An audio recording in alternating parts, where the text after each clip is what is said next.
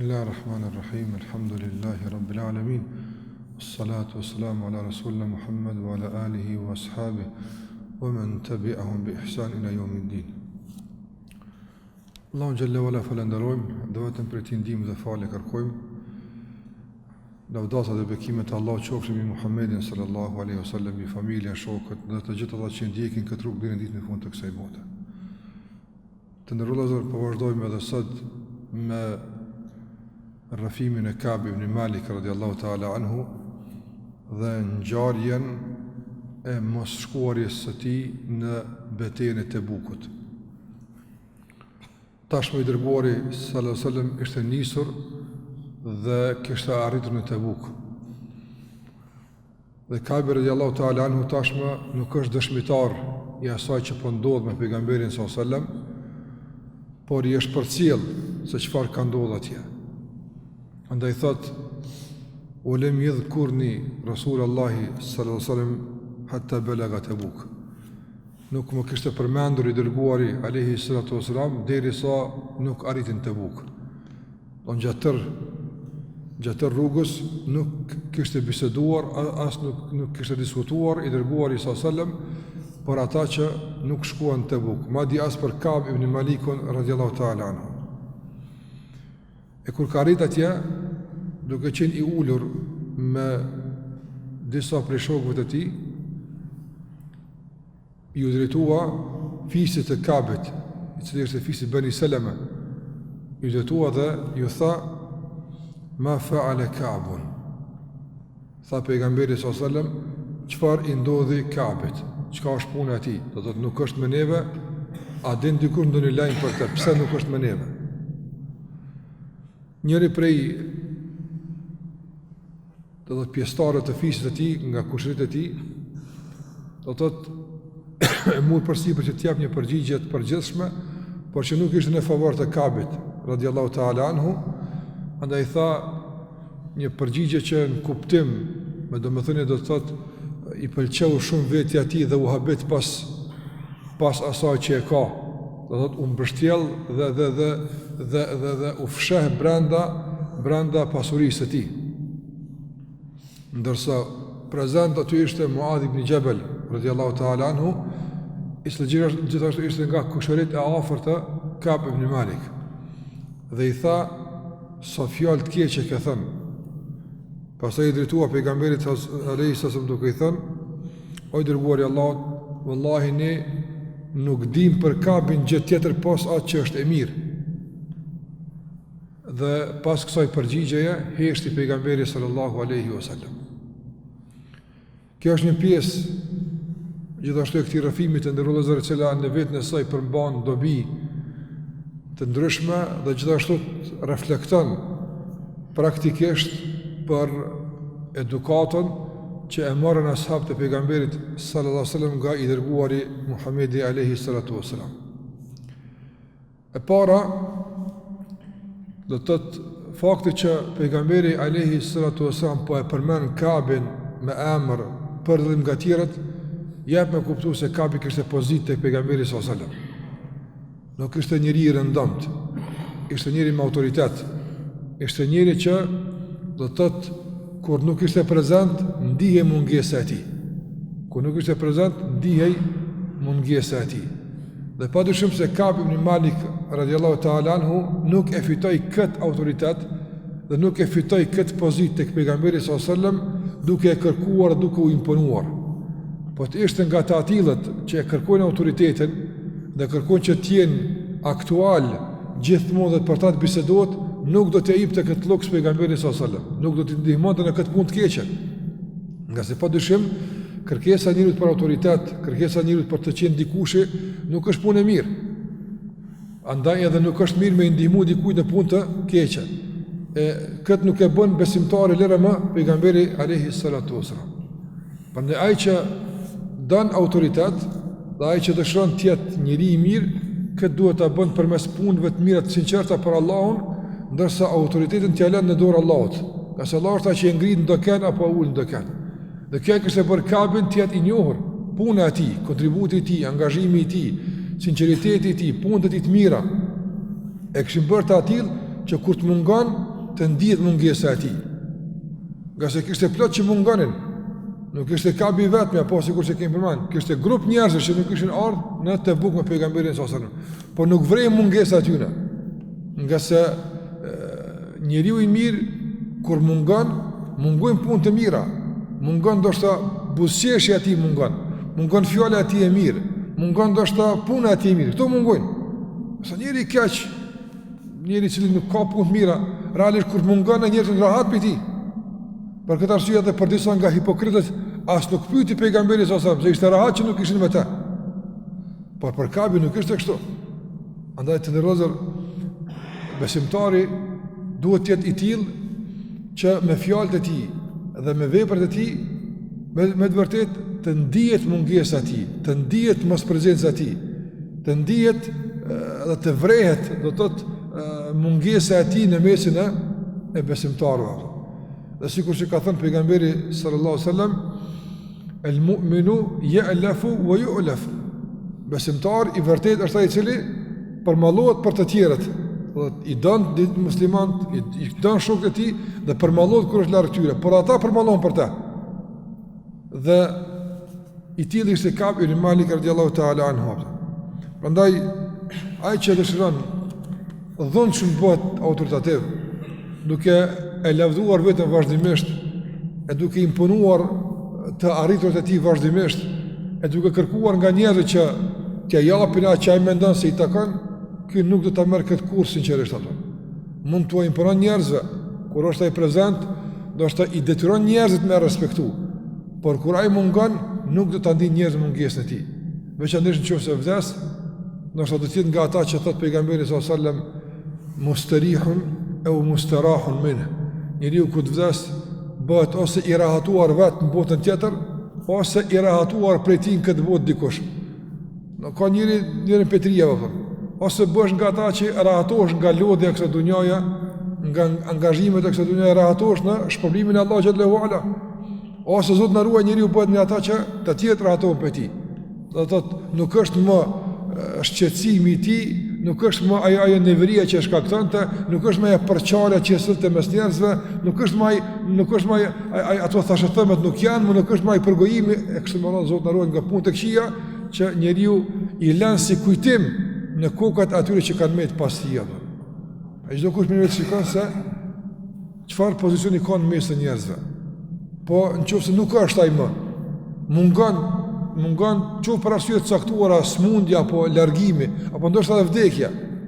Nëse nuk është më, ai mungon njerëzve. A vret mungesa e tij? A është vështirë me plotësu zbrastimin që e ka lënë? Apo nuk vret fare, madje njerëz me kënaqësi, do të thotë vazhdojnë më tutje nga se kujtimet që i kanë për të nuk janë kujtime të mira, janë kujtime të hidhura. E dyta që duhet të ndërozër ta kuptojmë për kësaj është se ka njerëz që në kodër të kësaj që e cika dhe më herët, ka njerëz që të gjallë janë, ecin do të në mbi fytyrën e tokës, jo vjen të pavretur, atë kuptojmë, nuk ka ndonjë kontribut, nuk ka ndonjë dhënie diçka që njerëz me vret, njerëz për njerëzve. Por ka disa të tjerë që kanë vdek, moti kanë vdek. Por ata janë prezent në jetën tonë, janë prezent në gjuha tona, po sikur të jenë të gjallë. Për shembull, shiko dietarët, shiko njerëz të mirë, shiko ata që kanë jetuar me njerëz dhe me problemet e njerëzve, u kanë ndihmuar njerëzve, nuk harron njerëz kurrë. I përmenden në mezhliset e tyre, në tubimet e tyre, në ndetet e tyre, në komunikimet e tyre, i përmenden vazhdimisht filoni, fisteku, e kështu me radhë. Andaj, shikoj për shembull ashabët e pejgamberit sallallahu alajhi wasallam, na flasin për Omerin ose për Abu Bekrin, sikur se më kanë gjallë. Po thuaj si kemi parë, kemi lënë me ta në Sabah, në Aksham, apo për Uthmanin radhiyallahu anhu, për Aliun radhiyallahu anhu, për imam të mëdhenj sikur se Imam Abu Hanife rahimullah, Shafiu e të tjerë. Madje Buhariu themi ka të transmetuar Buhariu, Muslimi, sikur se më kanë gjallë ata. Ka të tjerë që janë gjallë kors përmenden apo. Andaj bëjmë nga ata që do të përmenden po më të mirë, jo ti më kërku përmendjen, por le gjurmë të pashlyeshme në mes të njerëzve që përmendesh më të mirë. Qoftë me diturinë tënde, qoftë me punët tua të mira, qoftë me përkrahjen që ka dhënë njerëz i ndihmuar ku ke mujt. Me diçka bëhu i përmendur. Jo për shkak të përmendjes, larg asaj, jo për shkak të autoritetit, por le gjurmë të mira, që edhe kur vdesësh, do të mbeten gjurmë të tua pastaj që dëshmojnë se ti ke kaluar për këtë dunja. Ti e kon këtu, janë gjurmë dëshmitare se ti ke qenë këtu, janë punët e tua, janë fjalët e tua, janë mësimet e tua, janë ndihma jote, janë përkrahja jote, e kështu me radhë që ti e ke lënë në kësaj bote. Dhe kjo më kuptoi se shikoja Kabe çfarë gjurmë kishte lënë në jetën e asaj kohe. Saqë pejgamberi nuk kishte dalë piknik në Tebuk. E tash kena vak na, po në muhabet, ku me të Kabi, ku me të kjo. E kështë dalë me mbrojt venin për një armiku. E kështë të lasht e veta, kështë të galt e veta, si të organizohet, si të mbrojt, në qofë se ndezët lufta, si të jabon, kështë të galt e veta. Po me gjitha këto, nuk e haraj Kabi, radiallahu ta'ala anhu. Dhe gjithashtu të nërozën nga kjo, të mësojmë se, që ka pejgamberi sa samë qëfar edukat në jepë, nuk tha, për shambull, me njetë dhe në gjykim, ta gjykon Kabin, ta akuzon Kabin. Jo, absolutisht, u përmbajnë nga gjitha këtë gjykime dhe pyte, që ka puna ti? Nga se në esencë, besimtari ka mundësi të ketë mendit mirë, ka mundësi të ketë arsye. Dhe kjo është baza. Nuk është prezent me neve, nuk merë pjesë një punë mirë, në është smuta. Për arsye ka thënë Ibn Abbas radiallahu ta'ala anhu dhe është tasminu nga disa për djetarët e hershëm, se në qofë se në disa punë të mira mungon një besimtar, atëre kanë thënë dietarët, vizitoje gjithsesi dhe kërkoje, nga se ose është i smur e ka pengu smundja nga prezantimi, ose është i zën e ka pengu angazhimi nga prezantimi e ndihman, ose ka harru e xheretit e përkujton. Do thotë njëra nga këto tria. Nuk është me neve vizitoje, nga se vizita jote ose e ngushllon, vizita jote ose e ndihman, vizita jote ose e përkujton, njërën për të rianë. Ndërsa, me i kalu gjitha këto stacione dhe me kalu drejt në gjykim, kjo pa dëshim nuk është edukate besimtarit që e ka mësuar nga Muhamedi alayhi sallam. Çka puna ti? Mos ka ndonjë arsye, mos e ka thonë diçka juve, mos e ka përmend diçka, mos e ka pa dikush. Shika kjo gjuhë, e cila e arsyeton besimtarin, nuk ka lënë me një proces të gjykimit, po ai çështja e ka zanata, e kështu me radhë, nuk është kjo ajo që na takon neve si muslimanë të flasim me vetë. Qoftë për këtë punë apo për çka do qoftë tjetër që realisht dikush mund të mungon apo mund të ndijmë diçka për të, po nuk e dim realisht çfarë ka ndodhur. Dhe gjithashtu këtu ka një dobi tjetër në këtë aspekt se shikoj pejgamberi sallallahu alajhi wasallam kur flet për Kabin radiallahu ta'ala në për shembull, nuk flet me gjithkën. Pse nuk e ka vetë Ebu Bekrin çka u bë puna Kabit? Ebu Bekri është më i dikshëm, më i devotshëm. Pse ka vetë Omerin për Kabin? E ka pyet fisën e tij. Nga sa ata du të më ditë mas mirë për te. Familjarët e vetë i ka vetë. Ka se pejgamberi sa më synon të që të krynë të punë, jo të përhapet kjo. Tash më marrë është ata, është shumë normale që Ebu Bekri mos më ditë pëse soar Kabi. Që ka pas e punë të veta, me ratu familjen e vetë, me ratu do të vetën e ti, ata që i ka me vete. Ka din Ebu Bekri për Kabin? Prandaj, pe kësoj marrëm se adresimi i pyetjes në adresën e duhur është gjëja e kërkuar në start para çdo veprimi. Edhe adresimi i problemit në derën e duhur është më së i kërkuar. Sot na kemi problem për shembull përballë disa problemeve që janë në shoqëri, adresimi i problemit nuk bëhet në adresën e duhur. Po nganjëherë njerëzit ose qëllimisht e gabojnë adresën, e trokasin dyrë që nuk janë për këtë punë, ose e bëjnë nga paduturia. Po në të dy rastet, do të nuk mirret përgjigjja e duhur. Nuk mirret përgjigjja e duhur. Prandaj, për shembull, njëri me hyrë në barnatore, s'la dihet çfarë shit aty, edhe me kërku për shembull, me kërku këpuca në barnatore. Ta njerëz mund me kuptu që ke gabu, me të kuptim. Po qëllimisht me bëu këtë njeri, a konsiderohet ky njeri normal? Në asë të rrëthon nuk mund me gjithë buk në barnatore, as pantolla, a di çka ka në barnatore. Por gabimi i adresës të arsyeton nëse ke bë gabimisht herën e parë. Po dikush qëllimisht vazhdimisht me gabu adresa, kjo me kuptu se kjo është normal, kjo mendjelësi është kjo. Kjo nuk është mençuri e njërit me gabu adresën. Nëse ose është ignorant dhe mendjelet, ose është qëllimçi. Kjo e di shumë që këtu s'ka pantolla, po e ka një qëllim këpse po li pantolla këtu. Dhe ka njerë që e din që filan problemi nuk është në këtë adresë, pa i ka qef me ku në këtë adresë. Andaj gjithmonë adreson problemin këtu apëtën. Këta ose jenë me ndjelet, nuk jenë normal, ose janë që të më qijin, do në diqka për mesaj apëtën. Andaj, nga menqëria njëri ju të është adresimi i problemit ku duhet. Për këtë arsye dhe pejgamberi e adresoj problemin e Kabit të kush? Po të fisi vetë. Të njerëzit e fisit ti, ta e din mas mire, familja ti. Ata e kanë pa herën e fundit, ata e din shumë mirë. Ata kanë marrë lajme nga familja e ngushtë, a është i smut, a nuk është i smut, a ka në arsye, s'ka arsye, kështu me radhë. Kjo është porosi shumë e rëndësishme, që të dim të adresojmë problemet ku e kanë vënë. Ku banon ky problem, këtë mahallë ka shpinë, që to ky problem, jo në mahallën tjetër. Gjithashtu për kësaj marrëm të ndërrozër se shikoni Kabin kur e transmeton këtë rast atë. Subhanallah. Shumë janë kontë meqëm. Vallai, janë kontë meqëm natyrshmërisht, po ja u ka shtu imani mençurinë edhe më tepër. Edukata e pejgamberit i ka hijeshu edhe më shumë. Kabi radiallahu ta'ala anhu thot, njëri prej fisit tim foli kështu, ndërsa Muadh ibn Gjebeli tha kështu. Këtë rast Kabi kujt pja të regon? Kuna pja gazon Kabi këtë rast? Fëmijëve të vetë, djallit vetë. Andaj fillimisht, kur bëhe fjallë për qortimin e pa drejt ndaj Kabit, çfarë tha Kabi radiallahu anhu? Tha i fisit tonë është, mos gaboni ma këdhuni i fisit tjetër, i nevi është. Po nuk ja përmeni emrin që të fut konflikt mes fisit. Nuk tha filoni, tha për mu kështu. Apo që të alen në trashëgimi konfliktin fëmijëve ti apën. Që kësë ndodhë njët nga pakudesie me bo. Që lejnë në trashëgimi konfliktet e tyre me të tjerët, që të vazhdan tjeti i gjallë konflikti fatkeqësisht mes njerëzve.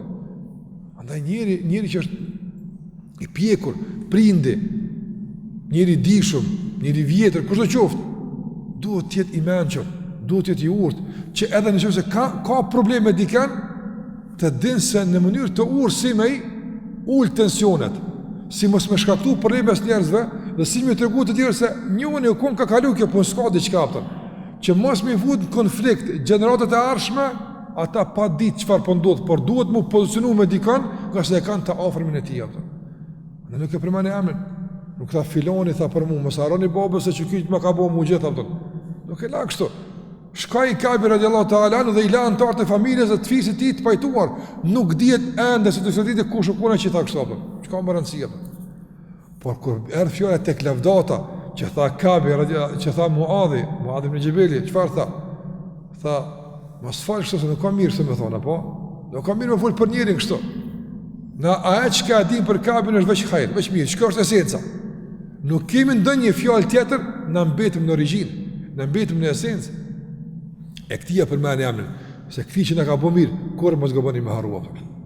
Prandaj, aje që të ka bo mirë ty, leja u në trashëgimi fëmijëve tu, që gjithmonë ta kemë parasysh filonin, nga se prej ti shumë hajrë këna pasat. Në ka një mund, situatat caktuar, që gjithmonë do tëtë, kjo të jetë një shkak i lidhjeve të njerëve me zvete, që të lëmë në trashëgimi lidhje e jo përqamje. Sa është e mirë kur gjeneratet e vjetra, lejnë në trashëgimi të rinjve unitetin, bashkimin, dashurin, rahmetin, e jo e kundërta, të trashëgojmë probleme, telashe, përqarje, këse gjëra cilat realisht nuk i bëjnë mirë shoqërisë tona. Andaj Kabi radiallahu ta'ala anhu me këtë cilët e ti, i dha sinjale të qarta familjarët e ti se kjo është ai që ka folë mirë për neve, mos gaboni kur më harru. As ti as familjes ti as kujt e qoftë apo. Ndërsa njëri pe fiset, sa më rëndësishme të kaj, ai s'foli mirë, po ka përse e puna po.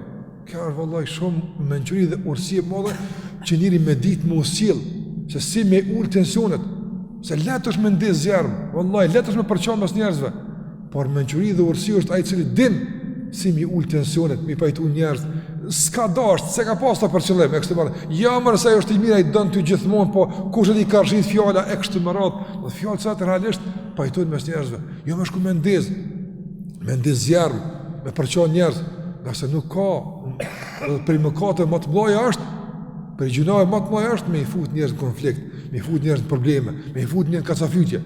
Sikur që prej sevape më të mëdha është me i pajtu njerëz të tjerë.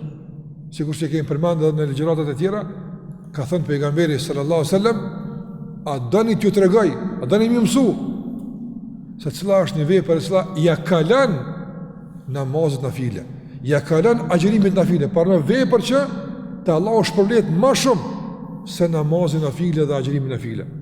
Ne padyshim se kjo ka provokuar vëmendjen e sahabëve, po ja Resulullah që shjo çfarë është ajo punë. Ka thonë salahu dhatil bain, pajtoni mes veti. Pajtimi juaj mes veti është te Allahu më i dashur se mu fal natën e magjëru ditën e kështu me radhë. Nga se dobia e agjërimit edhe namaz nafile kthehet ty tek punë individualisht, por dobia e unitetit dhe dobia e bashkimit i kthehet të gjithëve. Prandaj interesi kolektiv ka përparësi ndaj interesit individual. Dhe nuk ka shkatrim më të madh për njerëzit, vallahi sa përçarja. Nuk ka shkatrim më të madh për njerëzit se intrigat, se shpifjet, se thashë thëmet, kjo është puna më e keqe që mund njerëzit më ndodh Allahu na ruaj. Ai Kabe kuptonte këtë, e dinte. E kishte mësuar pejgamberi sa e keqe është përçarja, sa e keqe është urrëtia, sa e keqe është do të thotë smira, zilia, xhelozia mes njerëzve. Prandaj edhe nuk leje që tërshimtarët e tij të përfshihen në çfarë do lloj veprimi i cili mund të shkaktonte urrëtie mes njerëzve, përçarje kështu më radh. I mësoj filoni s'diet, sa më rëndësi kur sta për babën e uksit. Harane këtë punë atë. Po a ky që ka fol mirë, këta mos gaboni me harru. Ky e ka amil Muad ibn Jabal. Dhe fundi që duhet të them nga dobi të ndërrohet vëllezër mos të marrë më tepër kohë, është mbrojtja ndaj vëllavut tonë musliman. Shikoj Muadhi nuk mbeti heshtër. Një njeri në mexhlis të pejgamberit sallallahu alajhi wasallam po fol keq për një vëllav musliman. Unë nuk e di arsyeën realisht. Muadhi nuk dinte arsyeën pse ka beskar, a e dinte?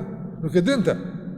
Por nuk lejoj që dikush më fol keq për ta pa argument. As ti s'e din. Keq apo thotë se është e vërtetë. Nga se Kabi nuk ka shprej atyre që e mashtron pasuria e tij ose e mashtron vetja e tij ose egoja e tij ose i pëlqen vetë. Sa është ai kështu Allah? Na e njohim njërin, nuk ka kështu. Ndoshta ka arsye, ndoshta nuk e di unë atë. Por kjo është esenca. Të flasim mirë për njëri tjetrin. Derisa nuk dim diçka të caktuar. Kur ka argument, edhe ato e trajtojmë. Ka dalë se ky njeri s'bën kështu, po ka gabu, ka rshit. Ndoshta ka një arsye, nuk e dim na. Me mbrojt njëri tjetrin. E kemi obligim me mbrojt njëri tjetrin. Në qoftë se jemi ndonjë tubim dhe folet për dikon keq për dikujt, duhet më bërë kadal. S'bën. Nuk bën më vosh, kjo është për gojim, ose kjo është shpifje, ose kjo thashë thëmë. Ka se nëse nuk e mbrojmë njëri tjetrin, kush na mbron? Kemi obligim barçë është me mbrojt njëri tjetrin. Me mbrojt njëri tjetrin nderin, me mbrojt dinjitetin, karakterin, me mbrojt fytyrën, me mbrojt familjen. Jo më leju që dikush në mënyrë të lirë të flet për dikon tubim, edhe të tjerët janë shikues, spajtohen me te, e din se s'ka argument. Mirë, pa çka ku më përzihen me thon. Jo, duhet më përzi. Më ka dalë Allah. Të lutna, nuk është njëri këtu mos fal për to. Me kon ai fletaj për vetën e tij, nuk është ai, nuk kemi qef me fol për dikën që nuk është të prezant ato. Qase e dini se kjo është për gjunove të mëdha. Gibeti, përgojimi është për mëkate të mëdha. Për këtë arsye edhe me një rast dy njerëz falen keq për njërin për njerëzve, ai nuk ishte prezant aty. Falen keq në çmuar. Dhe pejgamberi sa i ndëgjoi që po flasin, por heshti një herë atë. A heshti për mos ta mbrojtë këtë musliman? Jo. Po e priti rastin e volitshëm për t'i qortuar mirë që mos me harru kur këtë ders atë. Pas pak hapave e pa një ngordhësir, coftin në skajt rrugës. Tha, ku është filoni fisteku? Ta erdhën po i dërguar Allah. Tha, ju dy merrni qita edhe hani piqësajnë ato. Tha, ja Rasulullah, ata tash pritet mos për i jap në privilegj pejgamberi son po na thirr pejgamberi me jap në nera më u shpërndan diçka, ne më jamllon mësima. Tha, ja dërguar Allah, kjo e gjallë me kon shat, se ka qenë do një bakti po me tmeta. Tha, kjo me kon e gjallë një problem me hunger, e ngordh. Pejgamberi son pa kur e dëgjoi se e kuptuan dersin, tha, ju para pak çasteve keni ngrënë diçka që është më e keqe se kjo. E keni ngrënë mish në vllajt të juaj duke qenë vdekur ato. Me hunger mish në njërë të më e keq se coftinë sot. E ata se kanë hunger realisht, normal se kanë pjek njërin me hunger. Po ma keq se kaq e kam përgoju, kam folë keq për të apo. Andaj të ndëllëzër, problemi i gjuhës është sot problem madhor në mesin tonë. Problemi i bartës fjalëve, problemi i përgojimit, problemi i thashëthëmeve, problemi është problem madhor e që pejgamberi i edukon të vazhdimisht ashabët e tij që të jenë të kujdesshëm në gjuhën e tyre. Dhe nuk tolerante në këtë drejtim askën, madje asnjëherë më të afërt të tij. Sa për ilustrim në fund të përmendi atë që e dini shumë mirë. Aisha radhiyallahu ta'ala anha, a ishte gruaja më e dashur për pejgamberin sallallahu alaihi wasallam? Po. A ishte vajza e njerit më të mirë pas pejgamberit sallallahu alaihi wasallam? Po. Vajza Abu Bakr. Dihet kush është Aisha radhiyallahu anha? Por më një rast për Safien, për një grup tjetër të pejgamberit çfarë tha? Tha shumë e shkurt Safia. Te ka fund se kanë ajo që është e shkurt ka qenë. Mirë po, çka po përzihesh ti, është e shkurt, është e gatë. Allah ka falë që është. Çfarë tha pejgamberi sa shikos, si e qertoi, nuk e la më shku kjo punë. Ma vonë ose me thonë ja se ka pasur, ja. Nuk folet keq për kërkën. Tha pejgamberi sa Aishës, shiko për këtë fjalë Allah, për çfarë fjalë? Veç ta e shkurt Safia. Tha pejgamberi sa e ke thonë një fjalë Aisha, me e hudh ndeti këtë fjalë e turbullon ndetin atë një fjalë. E sa fjali thejmë ne që e turbullojnë familjen, e turbullojnë fshinësin, e gjematin, e turbullojnë shoqnin, fatkeqësisht, e pasaj po çuditemi, e pse i kemë kështu raportet, e pse i kështu, për shkak që saj, se rrym gjuhën, e turbullohet shoqnia, turbullohen raportet. Prandaj me mbrojtje njëri tjetrin kena obligim që të qetësohet shoqnia nga këto turbullime, nga këto trazira. Familja, xhamati, për të gjithë ne, ti më rahat. Eratia vije pikërisht nga kujdesi unë për gjuhës, Allahu xhallahu ala na ruajt. Prandaj Muadhi e mbrojti Kabin, pse nuk dinte, por mbi cilën bazë ndo të mbrojtën? Mbi bazën e origjinës. Në esencë Kabi burri mirë është Allah. Tash për një sen që nuk po dim, ose për një projekt që s'ka ardhur, me rënu krejt që ka bëu deri më tani, kjo nuk është traditë, nuk është edukat e muslimanëve të mirë. Andaj këto janë disa dobi që dalin nga kjo pjesë e këtij rrëfimi të gjatë, që do të vazhdojmë inshallah udhëtimin e edhe më tutje, ku tash fillon të bëhet edhe më interesant kur kthehet pejgamberi në Medinë dhe çfarë ka ndodhur atje, por deri në takimin e ardhshëm Zoti ju ruajt, sallallahu alaihi wa sallam Muhammed wa ala alihi wa sahbihi sallam taslimin katira.